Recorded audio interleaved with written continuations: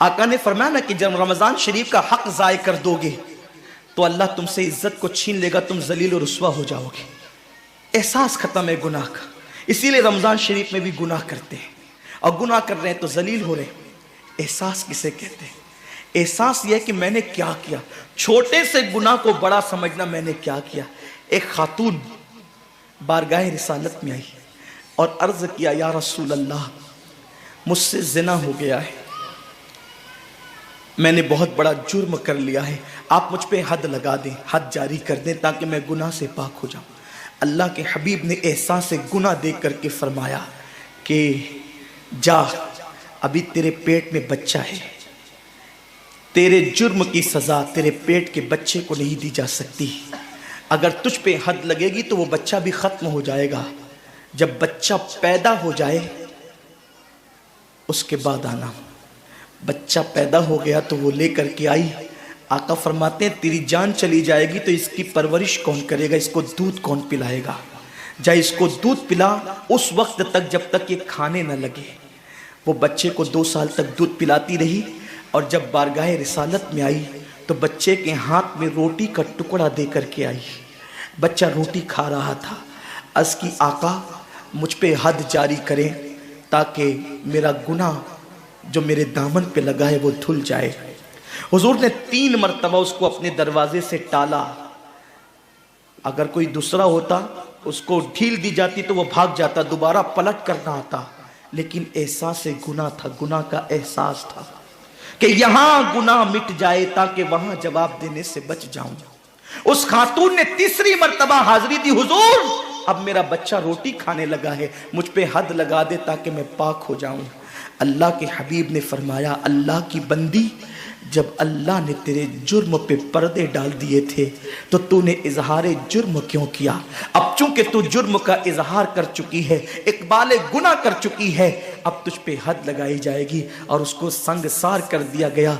जब वो मर चुकी और उसको दफन कर दिया गया तो किसी ने कहा, कितनी बदबख्त थी वो औरत जिसने रसूल पाक के दौर में मुंह काला किया। मेरे नबी ने फरमाया, तो उसका गुनाह देखता है तो उसका एहसास से गुनाह नहीं देखता। उसने ऐसी तौबा की है, अगर उसकी तौबा 70 जहन्नमियों पे तकसीम की जाती तो अल्लाह उनको भी जन्नत अता फरमा देता। आकाए करीम सल्लल्लाहु अलैहि वसल्लम फरमाते हैं, जो रमज़ान शरीफ में गुनाह कबीरा करते हैं। अब गुनाह कबीरा की बहुत बड़ी तारीफ है, उसको नहीं बयान करूंगा, लेकिन जो गुनाह कबीरा बड़ा गुनाह करते हैं, पहली बात तो चूंकि मेरा मसलक सूफिया है, सूफिया से किसी ने पूछा कि गुनाह बड़ा क्या है? इमाम गजाली फरमाते हैं, ना कोई गुनाह छोटा है ना कोई गुनाह बड़ा है। बात तो ये है, जिस गुनाह पर खुदा तेरी पकड़ कर ले वही गुनाह सबसे बड़ा है, और जिस नेकी पर खुदा तुझे बख्श दे वही नेकी सबसे बड़ी है। किसी गुनाह को छोटा समझ के मत करो, पता नहीं वो किस गुनाह पे नाराज हो जाए। तो अल्लाह के हबीब सल्लल्लाहु अलैहि वसल्लम फरमाते हैं, जो रमजान शरीफ में बड़ा गुनाह कबीरा गुनाह करते हैं, साल भर तक फरिश्ते उस पे लानत करते रहते हैं, और अगर उसी साल उसको मौत आ जाए, उसी साल जिसने माह रमजान में गुनाह कबीरा किया था, उसने बड़ा गुनाह किया था। अब बड़े बड़े गुनाहों को गिनाया गया। मिसाल के तौर पर किसी औरत पर गलत नियत से नजर डालना, यह गुनाह कबीरा है।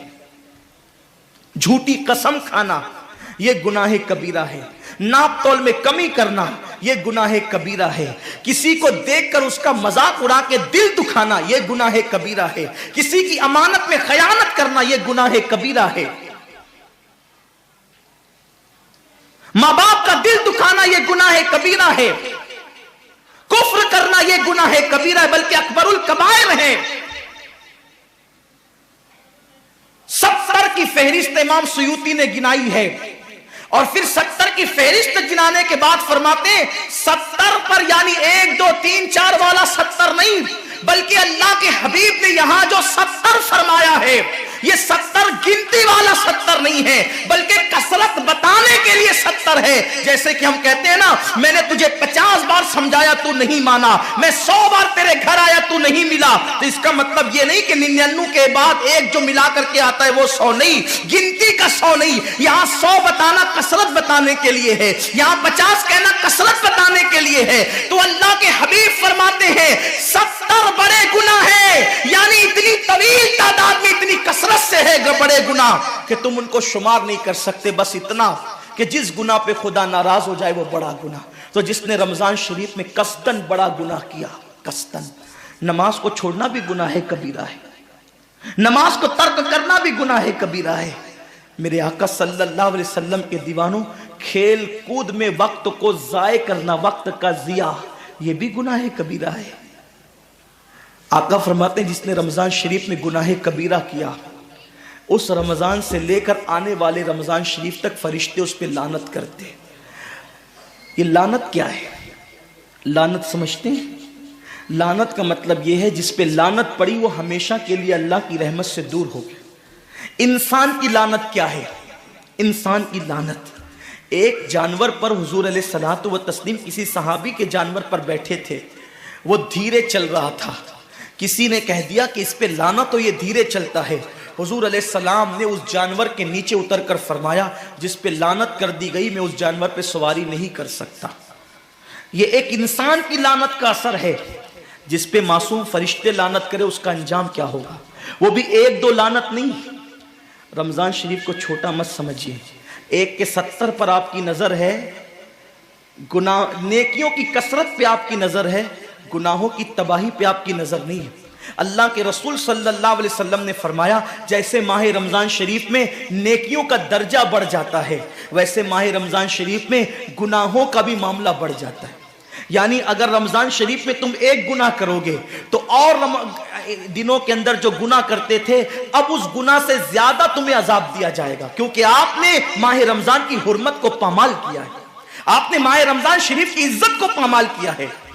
तो सोचो, इंसान की लानत पड़े, ये हाल है। तो जिस पे फरिश्तों की, वो भी एक दो नहीं, पूरे साल तक फरिश्ते लानत करते हैं।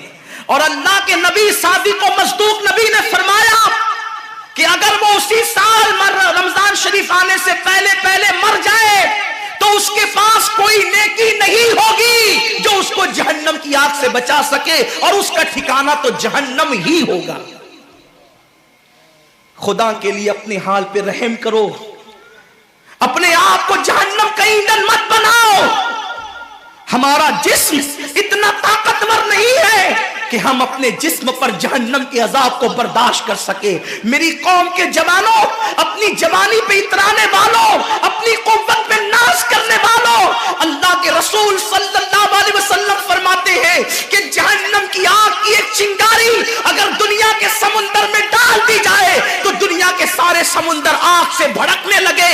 उस चिंगारी को, वो जहन्नम की चिंगारी को समुंदर ठंडा नहीं कर सकते, बल्कि समुंदर को वो एक चिंगारी भड़का देगी और समुंदरों के अंदर आग लग जाएगी। जो एक चिंगारी सारे समुंदर को भड़का दे, अल्लाह अकबर, उस जहन्नम के अंदर ये छोटा सा वजूद, जो छोटी सी, अल्लाह अकबर, अगरबत्ती के चटके को बर्दाश्त नहीं कर सकता, जो चिराग की लौ की तेज को, जो चिराग की लौ की हरारत को बर्दाश्त नहीं कर सकता, जो सिगरेट के चटके पर बेकरार हो जाता है, ये छोटा सा वजूद जब जहन्नम के अंदर दाखिल किया जाएगा, उस वक्त इस वजूद का क्या होगा? मेरे आका मुस्तफा जान रहमत फरमाते हैं कि जब पहाड़ों को जहन्नम में डाला जाएगा तो पहाड़ ऐसे पिघलने लगेंगे जैसे नमक को पानी में डालने से नमक पिघलने लगता है। मेरे भाइयों, खुदा के लिए अपने हाल पर रहम करो, अपने आप को जहन्नम का ईंधन मत बनाओ। अल्लाह अकबर, तरावी के वक्त में पैर फैलाकर मोहल्लों में बैठने वालों, रोजों के वक्त में छुप छुपा कर खाने वालों, अल्लाह की गैरत को चैलेंज मत करो। अल्लाह के हबीब ने फरमा दिया कि जो गुनाह कबीरा रमजान शरीफ में करेगा, साल भर फरिश्तों की लानत होगी। आप कहते हैं मुसलमान कलमा पढ़ता है, मुसलमान नबी का गुलाम है, मुसलमान नबी पे जान कुर्बान करने के लिए तैयार है, इतनी मुसीबतों में क्यों है, इतनी तकलीफों में क्यों है, क्यों तबाह हो रहा है मुसलमान? अरे जिस पर फरिश्ते पूरी साल साल लानत करे वो कौम तबाह न होगी तो क्या होगा, उस कौम के घर न जलेंगे तो क्या होगा, उस कौम की बेटियों की आबरू न लूटेगी तो क्या होगा, वो कौम गुर्बत की चक्की में न पिसेगी तो क्या होगा। आओ सच्ची तौबा कर लो, तौबा के दरवाजे खुले हुए हैं, अपने गुनाहों का एहसास कर लो, नादिम होकर कुदरत की बारगाह में पलट जाओ। मेरा रब फरमाता है फफिर्रू इलल्लाह, कहां जा रहे हो, दौड़ो अल्लाह की तरफ, पलटो अल्लाह की तरफ। बड़े से बड़ा पापी अगर खुदा की तरफ एहसास गुनाह लेकर, निदामत के आंसू लेकर अल्लाह की बारगाह में पलटा है तो अल्लाह ने उसको मगफिरत का परवाना अता किया है। मेरे रब का वादा है जो मेरी बारगाह में पलटते हैं मैं उनको लौटाता नहीं हूं, मैं उनको माफ कर देता हूं। सबकत रहमती अला गदबी, मेरी रहमत मेरे गजब पे सबकत ले गई है। वो रब जो 70 माओं से ज्यादा प्यार करता है, उम्मत की तबाही का इतना ही ख्याल है तो हम रमजान शरीफ का एहतराम क्यों नहीं करते, हम रमजान शरीफ का एहतमाम क्यों नहीं करते, क्यों हम अल्लाह की इबादत की तरफ नहीं आते। आओ अपने गुनाहों का एहसास लेकर खुदा की बारगाह में पलटो ताकि तबाही से बच जाओ।